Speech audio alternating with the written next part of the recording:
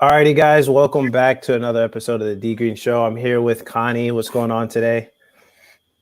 Hi, Dee. Nice to meet you. Thank you for having me here. Hey, thanks for coming on. I've just had so much fun over this. I basically started doing this show live over the quarantine. I just have met some of the most amazing people and just been linking up with people. It's been awesome. Right. Well, we're all trying to keep ourselves occupied during this time. We really are, but I think it's helped people connect even more.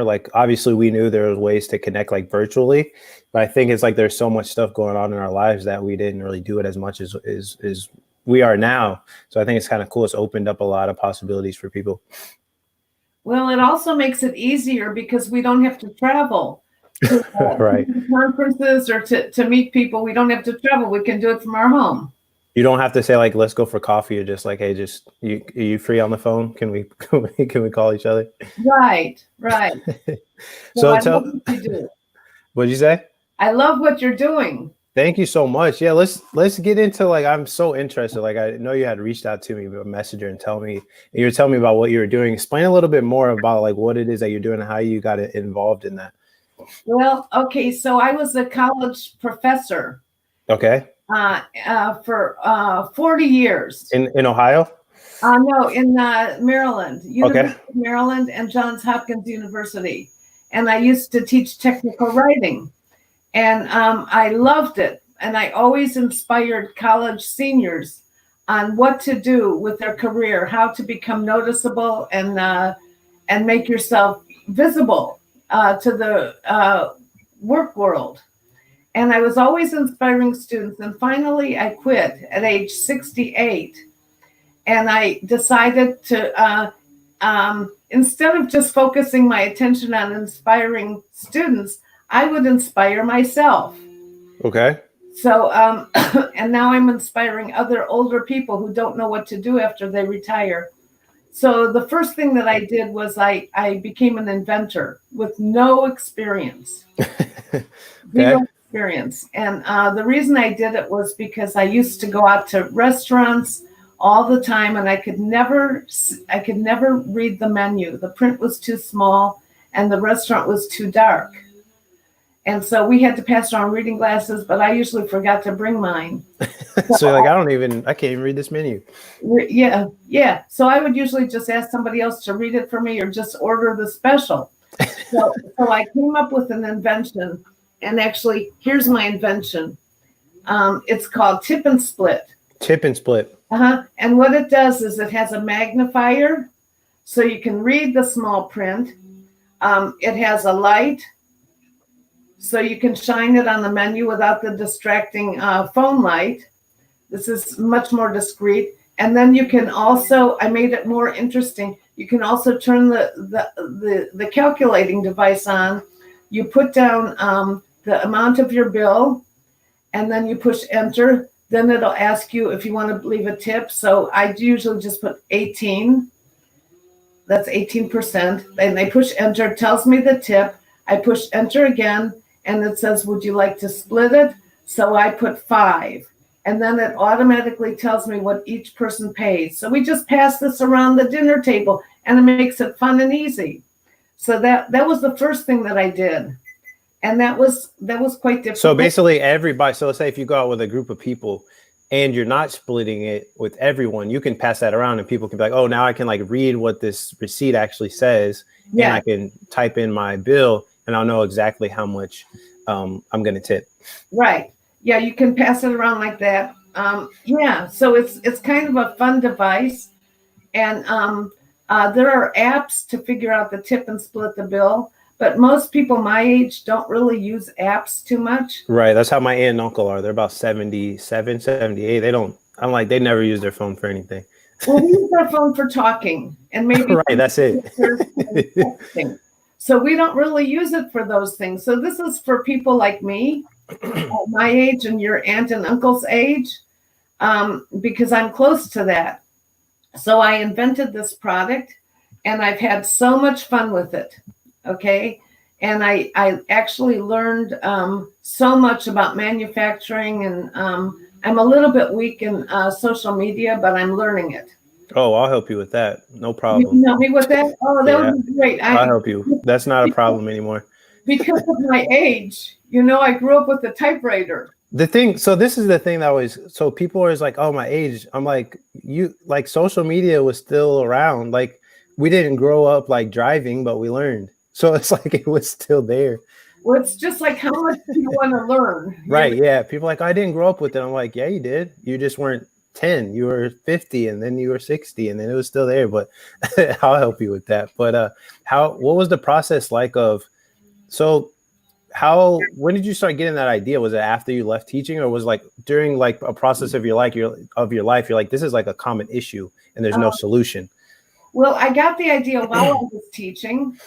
And because I taught technical writing, mainly to engineers, I actually had them do writing assignments based on what they wanted to do in the future. So they would have a topic, and then I would ask them to write a brochure about their topic, to advertise it. So while they were doing it, I was doing mine for Tip and Split. Okay. And then I also asked them to do an instruction manual because they're engineers. They have to learn how to write it concisely. So I wrote an instruction manual for my product. So I was doing it all the time. But for anybody who's gone to college, you got to know that for 4 or 5 years, you pull all-nighters all the time to get all your work done. Well, I was doing the same thing. I was pulling all-nighters to grade their papers. And I loved it, but I was getting like so anxious to start working on my own product. So I retired. And so that's how I felt in college. What? I said, that's how I felt in college. I was like, man, I was like always doing like side projects. Right. Right. Well, you guys were always doing your projects, but you see, I also went through college and I was still doing the all-nighters, grading papers. So I decided to quit and go full steam ahead with my invention. Did your students know anything about that? You were working on that at the time? Oh yeah, they loved it. And they told me it's not only for old people, Mrs. Inukai, it's also for young people. Because when we go out to drink, we can't read anything. That's funny. And they also said that, now young people are less able to figure out math. They're so reliant on technology. Oh, yeah. So they just can't do it. So this works for anybody. Do you feel like, would you say that is more of a product that would be like a higher percentage would be women, since it's like a device that you have to carry around, and guys, it's like we'd have to carry that around basically in our pocket rather than a purse. It fits in your pocket, but most women like it more. And just as an aside, I don't know if this is too sexist, but men don't like to ask for directions. Right. It's like where they're going, they say, I'll figure it out. Men don't really realize that they need help. But whenever I go out with men, they always want to borrow it. It's like we don't want to ask for help, but if the device, let me see that. Let me take a look at that. It's actually fun. It does all the calculations in seconds. So it's kind of a nice gift, mainly to give to women. So what was the process like of like actually making that? Oh yeah, that's another interesting story. Well, Dee, I'm divorced. I've been divorced for a while, but I was fortunate to be divorced from a brilliant engineer and mathematician. Okay. And he did all of the algorithms to make this thing run smoothly. Oh, so you guys still have like a good relationship? Yeah, we have a good relationship. Oh, wow. Because we have 5 grandchildren together. And so he's retired also. He's brilliant. And so he worked with me on this so that because I wouldn't know how to make it, but he made algorithms, to make it run smoothly. So how did that happen? You just approached him one day and were like, hey, this idea I have, can you help me with this? How did that come about? Exactly. That's exactly what I said. I have this idea. Can you help me? And he was just automatically, yeah, sure. Yeah. And he helps me with everything. He's not into social media, but he is into technology. So he helps me with all of that. So I'm So really lucky. how did you get the actual device made? Did he help with that too? No, I found a manufacturer in China. Oh, and how did you figure out how to do all that? Was that a lot of research, or was that stuff you already had knowledge in? That's actually been my biggest downfall, finding a good manufacturer, because the first manufacturer I had really couldn't do it. And I actually went to a trade show for new inventions, and I went there with a booth, and my product wasn't done because the manufacturer couldn't do it. And but I kept my booth anyway with pictures. And at that conference, they had QVC was there, and they had a pitch competition. So I signed up for it. So I pitched it with just pictures of my product. Uh-huh. And they all loved it, but they said, come back when you have the product. So I went back the next year and I said, do you remember me? And they said, yes, we do. So I said, now I have my product. So I pitched there and they loved it. And they actually gave me a standing ovation probably because of my age and because I found a device that's not on the market. So I was invited to be on QVC. Oh, wow. Yeah. So the road has been kind of fun, but then my manufacturer started messing me up a little bit. They really couldn't get it right, and they kept on making mistakes in the manufacturing. So I actually had to put it on hold, my product on hold, for about 1.5 years because I didn't want to sell a faulty product. Oh, wow. So, but now I'm back in business. And since then, I actually wrote a book because I was a writing teacher. That's so awesome. I'm constantly evolving. So What's the book? This is my book, and it's called... Can you bring it closer? Yeah. How I Got My Product on QVC, The Today Show, The View, and More in Retirement. That's my book. That's I can awesome. send it to you. Okay. Okay. Yeah. I'll send it to you. Okay. So I got that book, and I started evolving. And from that book, I decided to become a speaker because most speakers have books. Right. Of course. So I started speaking, and I'm having a very good time. And the first speaking... Was your family like, what, like, who is this woman? Or did they always know you to be like aggressive, like as far as like wanting to just put yourself out there and try new things? Well, I'll tell you, I think my family doesn't really know too much what I'm doing. But I think that they kind of I think they're not surprised. Uh-huh. My oldest son, who's now 42, okay. Okay. When he turned 6, I taught him how to become a magician. Okay. Okay, because I had another son who was 4. He was 6, and I really didn't want to hire a magician for his birthday. So you're like, let me just teach my son to do it. Yeah, well, he knows it better than I. I can just tell him, but he can do it. That's funny. And so he became a magician, and he actually got started doing magic shows all over the place. Oh, wow. And he was actually invited to the White House for their Easter egg hunt. Oh, wow. The magic show. And he was about 10 years old. And then, so I'm just going a little bit off track, but you said, what do my kids think? Then my son, I was divorced, but I tried to give my kids some kind of boy activities. And so I got him introduced in baseball cards. Okay. And so I took him to a few shows, and he says, Mom, I can't compete with these other traders, baseball card traders. So he got the idea to start his own baseball card shows for kids. Oh, wow. So he rented out the Marriott Hotel and packed it up with 100 kids, 16 and younger. And he taught them how to do a booth to make it come, alive. Mm-hmm. And actually, the Washington Post covered him, and the NBC News did a story about him. So I'm a little bit used to publicity.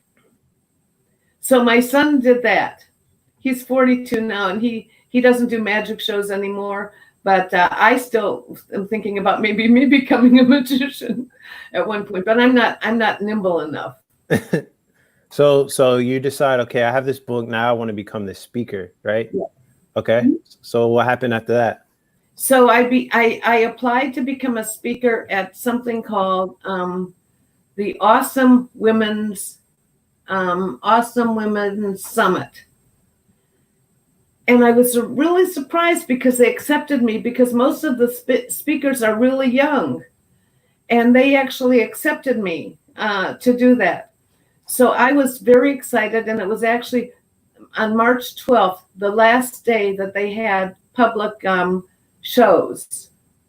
And when we went to that show, it was kind of nerve-wracking because we didn't know if it was going to be canceled or not, but they did have it. I absolutely loved it. I actually felt like I was the band on the Titanic playing while the whole ship was going down. So but we did the show, and then since then I've had a few more virtual conferences where I've spoken. And I'm going to be a speaker at some women's conference in October if it goes. So I'm absolutely loving that. Wow. Yeah.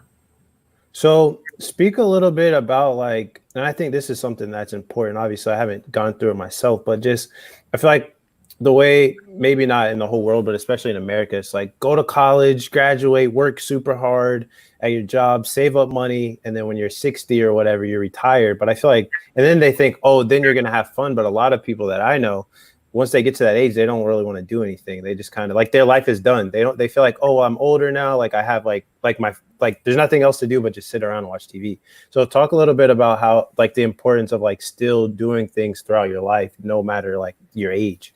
Well, that's such a great topic because that's what I like to talk about. Like you're never too old to do something new because spirit has no age. Right. And I still have the spirit that I had when my kids were young and when I was teaching and when I retired. I still have that spirit. And so what I like to speak about is find something that's exciting to you and learn how to do it. Join some Facebook book groups, talk with other people who are doing things. And that's what I like to do. And I am still evolving. You want to hear my latest? Yes, please. Okay. So I used to be a writing teacher, and I wrote my book. And now what I decided, now that we have this coronavirus and people are sitting home, I actually got the idea when who's the basketball player who died? Kobe Bryant. Kobe Bryant, right. When he died, everybody knows about him. His kids are going to know about him. His grandchildren, everybody's going to know about him. Right. Because he was always in the media. But who's going to know about me? Nobody. So I decided to write down my memoirs for my children and my grandchildren. So after I'm gone, they will know who I am. So I've been working on it for over a month, and I started a program. Because I'm an inventor, I know about trademarks. So I have the trademark, Write Your Selfie, because I think that would appeal to people my age, because we don't really do selfies. Right. So I'm writing a book. So far, and it's based on pictures, and it's based on all the photo albums that people like me have stored, plus our digital pictures. And I'm writing that book, and then I'm going to offer to help people how to write theirs, called Write Your Selfie. So I think that's one thing that I can do because I'm on lockdown, and other people can actually do it, right, because they have the time, and they might also be inspired to write their own story, but they just don't know how to get started. So I'm learning how to get started. That's one of my favorite things I think about social media is that like whenever you're gone, like that stuff stays forever, versus like if you're just somebody that never, like you said, you don't ever write anything or document anything, you die, and it's just like, okay, you're here and you're gone. Like the rest of Right. your family, or anyone else, like there's nothing else to connect you except maybe looking at a couple pictures, which doesn't do it as justice. Right. So what I'm doing is I'm finding pictures that are very, very meaningful to me, and I'm putting them in a story. So, for example, here's a very fun example of me. I found this picture of my family. My family owned a little boat, and we called it Dr. Skakel, and it was Dr. Well, it was named after my dad's name was David, and my mom's name was Rebecca. So that's Dr. And there were 6 kids, and at that time there were 5: Sharon, Connie, Arthur, Chucky, Louie. So we called it SCACL, Dr. Skakel. And then when my youngest brother was born, we had to call him Eddie, so we wouldn't have to change the name of the boat. So we just added an E at the end, so it became DRSCACLE. So I have a picture of that boat and the little story. So I think that's kind of fun for my family, for my grandchildren to read about. Right.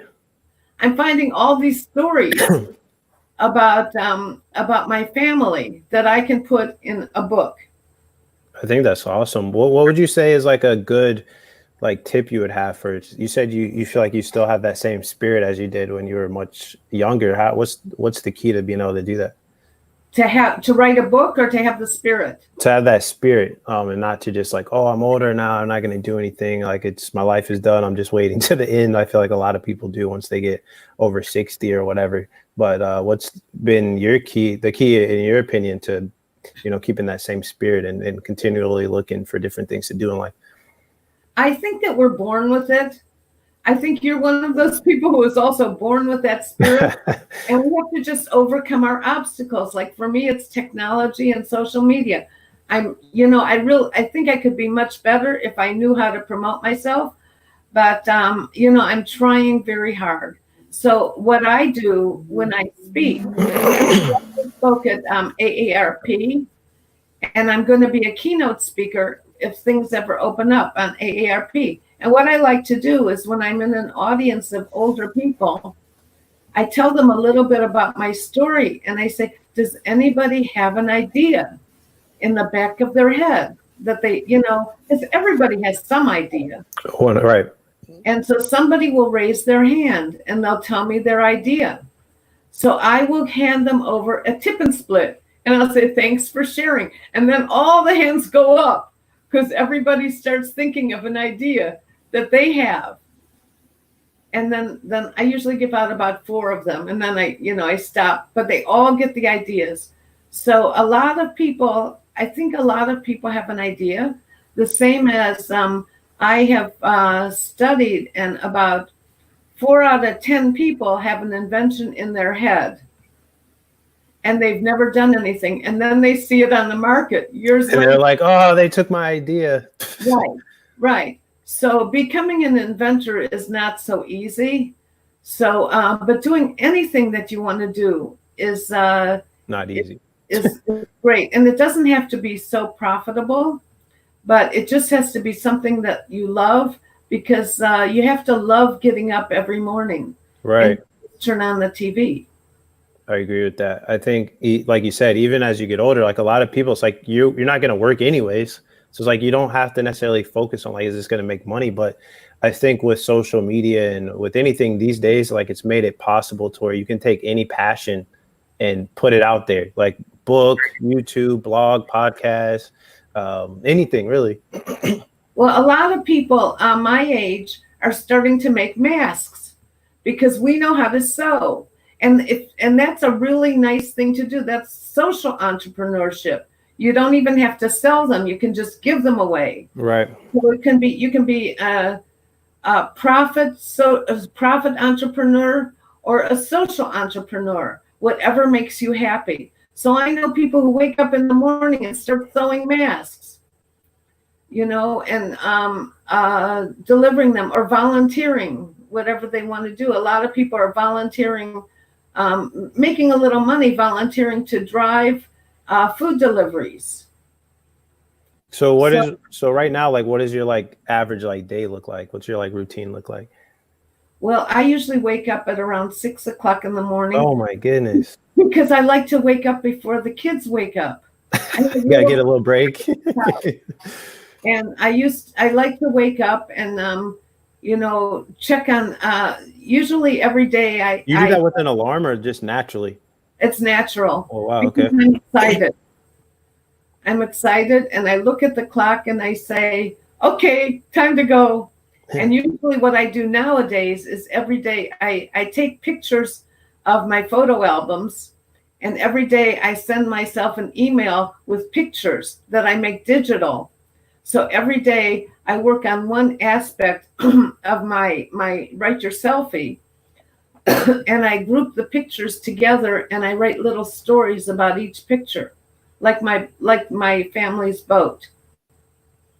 So I'm having a lot of fun So you do that, what's the rest of the day look like? So you wake up early, 6, and then you put that together. How long does that normally take? till the kids wake up. So what's that, like 8 or something, 9? About 8 o'clock, and then I play with the kids a little bit. And then when I have a break from them, I go back to something else. Like I'll do a LinkedIn and see who's writing about something. And I learn a lot by doing LinkedIn and Facebook. I see what else is going on. That's how I found you on Facebook. You were looking for somebody to speak, and they said, "Oh, that's me. I love to talk." So then I wait for the kids to go to bed, and then I go back to doing my own thing. Are they like, oh my gosh, I can't believe that you're on social media? Um, Like your family?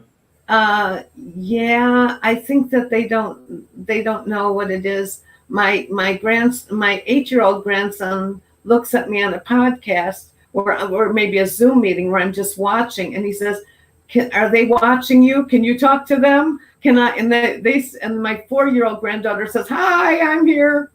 So they don't really know what it is, but I think that they don't really know what I do. What about like your other friends that are like closer to your age? Are they active on social media like that too? What do they think about like the stuff that you're into and that stuff that you're doing? I don't think that many of them know what I'm doing. I don't think that they know. I'm on a few Zoom meetings with friends. Like we have a meeting every Sunday morning where we get together and talk. But nobody really, I don't talk too much about what I'm doing because I'm kind of the only one doing that. But I'm trying to inspire other people to do it. That's what we're And gonna work on. I'm gonna help you get there on the social media. oh, that's great. That's great. So I'm having a lot of fun, and I'm so glad that you invited me on here because my job now is to inspire people like you on what they can do. So I have a few ideas. I became an inventor. I became a writer, and now I'm writing this Write Your Selfie, which anybody can do. I'm actually using Shutterfly to organize my photos. And are Um, you said you're putting together like a class or some type of instructions to oh help other yeah, people do that too? yes, yes, yes. As soon as I'm ready. Actually, I'm teaching. I'm going to be teaching a class on June 25th at a local college. It's free, and so one thing that I'm doing with my time is I'm learning how to make a PowerPoint with good slides on how to write your selfie because I get these You're doing more than people my age that I know. what. I said you're doing more than people my age that I know. Well, I'm trying to learn how to write how to make a good slideshow to do this course. And then I actually have a website now. It's just a Wix free website, but I haven't done anything with it. But eventually, I'd like to charge people about $100, and then I will coach them through the whole process. I would like it to do it for free, but I think it's going to take too much of my time. So That's super valuable. The super well, valuable service. right. Well, I'm thinking about most people would love to do it, but they just don't have the initiative to get started. And so if I I think you should do an online course eventually. That way people can just go through it at their own time. And you just have to do it once. Right. I'm trying to do that and figure out a platform for that. The And lady that I'm having on here tomorrow, she's like the head of Teachable. I'm not the head, but she's like the face of like Teachable. She does a lot of their like marketing and the branding and what's her stuff. name? Her name is Jess. Okay, I went to her webinar about Teachable, and I'm thinking Yes. about using Teachable. She's coming on here tomorrow. Okay, I'll be sure to watch. Is it the same time? Yeah, 10, yep. Okay, how do I get on there? On here? Yeah. Just go to my Facebook page. You'll see it. Okay. Yeah, tomorrow, Friday. Yep. Okay, well, tell her I'm ready to go with that, because I think that's the one I'm thinking about, is Teachable, because I think that's a really great way to get your presence online, and they help you with everything. So she's awesome. I'm sure she'd be able to like point you in the right direction, and you could just come on here tomorrow and you could just type in any questions that you have, and you could just connect with her tomorrow afterwards. Well, so I'm so glad I'm on here today. Yeah, that's awesome. So that'll help you. So she'd be on here tomorrow. So okay, well that's great. So my thing is you're never too old to do things. And my days are very, very exciting. And now my tomorrow morning on Facebook will be so exciting. And I'm so happy to meet with you. And I love what you're doing. Thank you so much. Great job. So I appreciate that a lot. Yeah, I know there's a lot of people that it's easy to just use social media to like, oh, look at me, look at me, look at me. Like you grow this following. But I was just like, man, there's kind of like you. It's like there's a lot of people I can impact with like messages like this.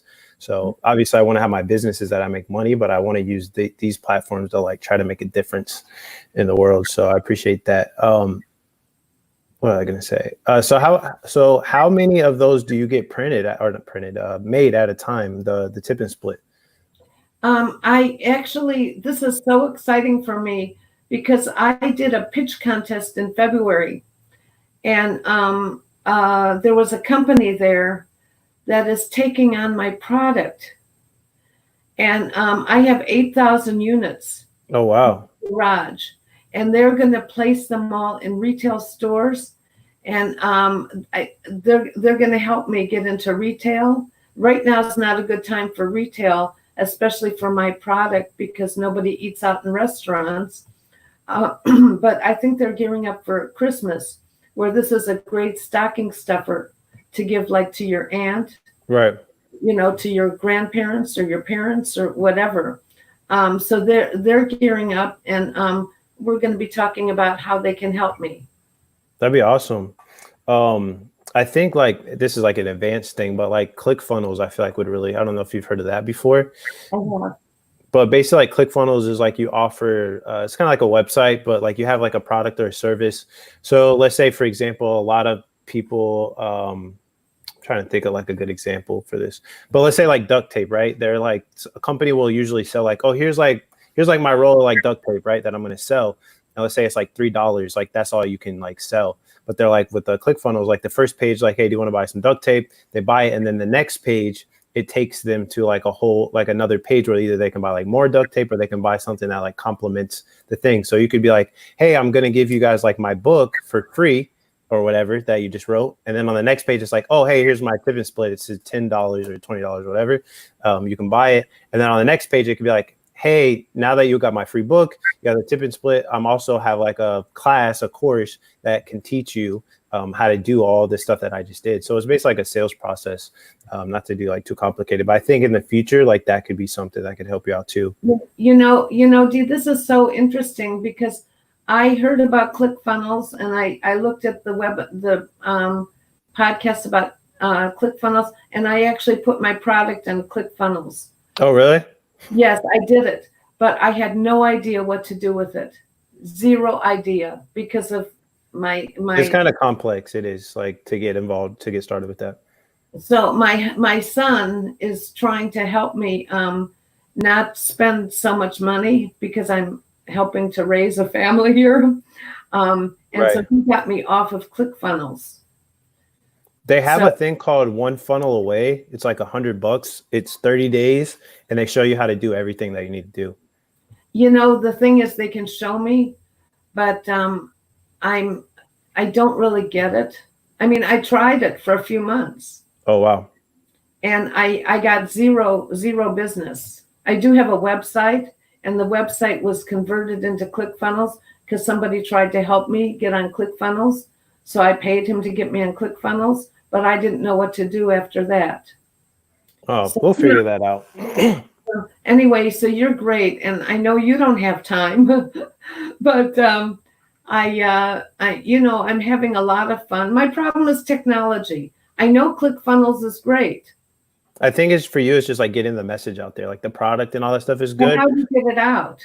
How do you what? How do you get it out? Just I think for you it'd just be like using like social media, like getting people to know your personality. Like once people know like from this podcast, like people will probably go check out like what it is you're doing. But if they could like have a platform where they could like see you like every day, like people would go buy it for sure. Well, that's really nice. How do people see me every day? So let's say if you're just like posting on like Instagram and Facebook, like videos or whatever, people like, and you got to think it doesn't even have to be like people your age. Like people my age would just be like, oh my gosh, like look at this. Like I'm going to buy that for my grandmother. Like it's not something that costs like $200. Like they would get it, give it to them. And they're like, I helped like someone in my life. Like people like to do that. So it's just like promoting on social media. And then eventually you'd probably run like some paid ads. That's just like, hey, are you tired of looking at the menu and you can't see? Like, here's like my tip and split that you can get. And then you just send that link to ClickFunnels. So, Okay, I'm going to consider all of this valuable information you gave me. This is much more than I expected. so I'm going to send you a link. I don't think I did, but for you and then anyone else watching this, I created a Facebook group called Social Media Made Easy for Entrepreneurs. I was like, I feel like that's the best name. So it's like all the tips, like everything. Like, so I'll send you a link, and then if you ever have questions, just post them in there, and I'll try to answer them. Thank you so much. You are great, and I'm so glad to meet you. Of course. So let's talk about like how. All right, let's use this platform then. So if somebody is listening to this and they're like, man, I'm interested in a tip and split. I'm interested in speaking with Connie. Real quick too, how do I pronounce your last name? Inukai. Inukai. It's Japanese. Your husband was Japanese? Yes. Oh, Inukai. Mm-hmm. Okay, so let's say somebody is listening to this and they're like, man, I really want to, like, I'm interested in tip and split. I'm interested in the book. I'm interested in connecting with Connie. How can they do that right now? Oh, well, I have a website for tip and split. It's www.tipandsplit.com, spelled out TIPANDSPLIT.com, and there they can find it. If they want my book, I have another website. See, I'm kind of into reinventing myself. I have a website called Grandmapreneur Inventor. Oh, I like that. Grandmapreneur Inventor.com. And that's where I'm selling my book. You know what's crazy? When I graduated college, I was trying to figure out what I wanted to do, and I learned how to like make iPhone apps for a little bit. Uh-huh. And the first app that I ever made was called Tip Split. Really? Yeah, I was like, I got tired of using my phone to like pull out the calculator and do everything. So I just made an app where it was like, you just put in like what your bill is, it calculates it, and then you just put in like how many people, and it tells everybody like how many it is. Well, then you should become my partner. Hey, let's do it. I'm down for that. I'll help you with the social media. So you got everything else on point. I feel like it's just, I think that's the main thing I see people struggle with, even like best-selling authors, right? Like they know how to get their book inside of the store, but how do you continually get people interested without having to pay for shelf space and pay this person to do that? And I think once you use social media to get people attracted to like your personality, like everything becomes easier. And then you just find partners like, hey, run the ClickFunnels for me, run my ads, do all that type of stuff. So I'll help you with that for sure. Oh, listen, you are great. And I'm looking forward to talking more with you. Of and course. Watch your show tomorrow, and I will follow you all the time. Well, thank you for coming on here. I appreciate this. This was awesome. Before we get off here, any other tips or advice that you would want to give for somebody that, again, that's, let's say they're retired or they're getting close to that, and if they weren't listening to this, they would probably just give up and do nothing. How do they stay like motivated and keep doing, like keep progressing in life? Well, I'll tell you, AARP is for that age. I think it's 53 and up. They have a section where they have what people are doing, like ideas about what you can do in your retirement. So I would encourage people to go to AARP and look at it. And just get some of those ideas. And then so let's say somebody has those ideas. What are some tips on like actually acting on them? I know people will go look and they're like, oh, that's cool, I'm going to start it tomorrow. Like this is some of my family. Oh, I'm going to do that tomorrow. Then it's like, oh, I'm going to do that tomorrow. I'm going to do that tomorrow. So how do they actually like act on it without putting it off? How do you do it? Well, one of the really interesting jobs that I found is becoming a dog walker. And people are making a lot of money walking dogs. Well, that was more prevalent before the virus because people were at work and they needed someone to walk their dogs. But to me, if I didn't have all the time, I would consider that because it's great exercise. And I read about that and I said, oh my God, what a great idea. Walk people's dogs who have to go to work because I'm retired. So Awesome. How do you do it? I guess the first way to do it, if you're walking dogs, it has to be a neighborhood thing. So you just put up flyers.